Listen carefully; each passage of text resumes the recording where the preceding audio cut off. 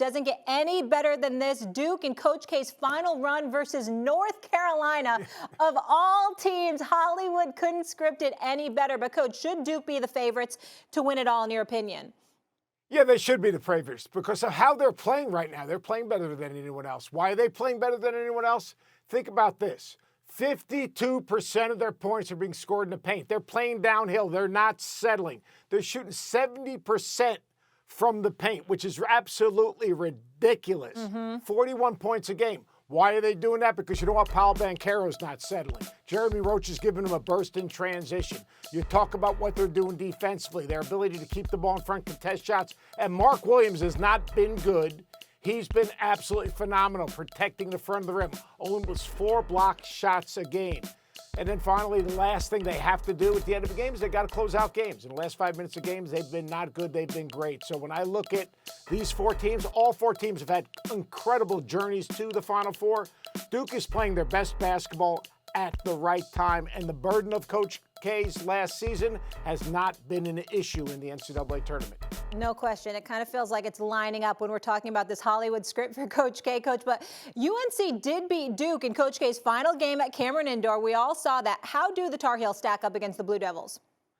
They stack up well. First of all, North Carolina right now, since in the last 11 games, are only allowing about 66 points a game. So they're really defending at a high level. They're competing at a high level. But look at the makeup of this team, Molly. And you look at the makeup of this team. They put the ball in R.J. Davis's hands. What does he do? He kind of orchestrates. He's their play starter. Caleb Love, he had 27 points in the second half against UCLA. Armando Bacot, he's had 29 double-doubles. Brady Manek knocks down big shots, and Leaky Black is an elite defender.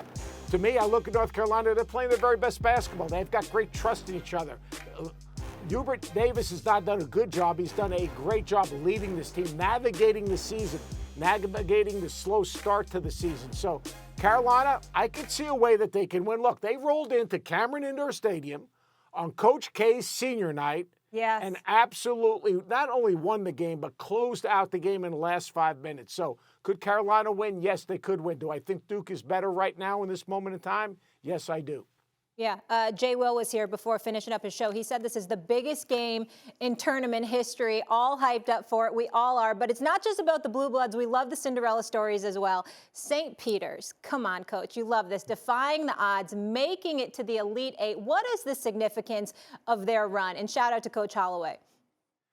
What the significance is, if you think about it, one, how did they get their identity? Their style of play obviously disrupted a Kentucky, a Purdue, a Murray State that was playing as well as anyone in the country.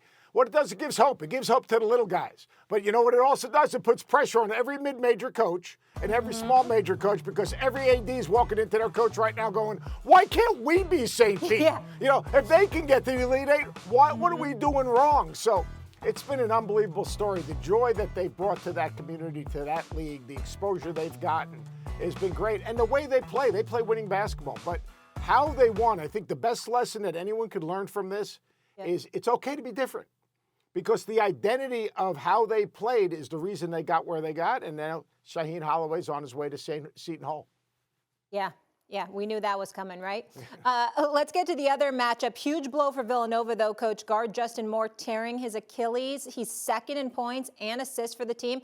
How is that going to impact their matchup versus Kansas? It's a huge loss. He's their best defender. He rebounds from the guard position. They can back him down. He makes big shots. He's got a toughness and experience. Now, what's going to happen is Caleb Daniels is going to slide into that spot, and that's great. The problem is Caleb Daniels, all right, if you think about it, he plays 78% of the bench minutes for this Villanova team, so they have no depth.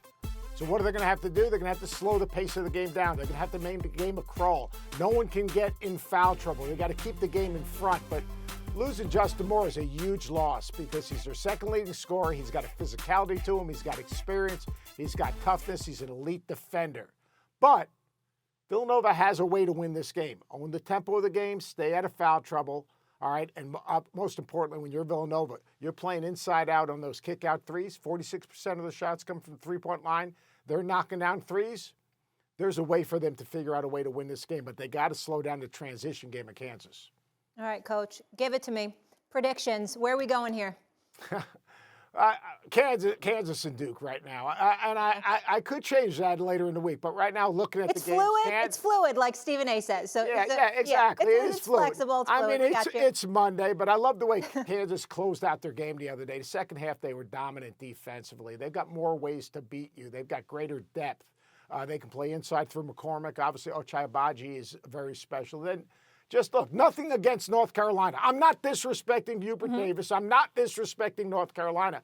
It's just really how Duke is playing right now. They're playing on both sides of the floor. They're defending. They're efficient. They're playing downhill. Banchero has been his very best in the NCAA tournament. But Jeremy Roach has been his very best, playing 35 minutes a game and making the good decisions. So right now, Monday, I'd say it's Duke and Kansas. Okay. That We'll game, check back in with you later, though. Yeah, and Jay Will is correct. Duke and Carolina is always obviously the biggest game in college basketball, gets the best ratings. Duke and Carolina with a chance to win a national championship. Duke and Carolina, Act 3. Duke and Carolina, potentially Coach K's last game. Duke and Carolina with Coach K having a chance to win a 6th national championship.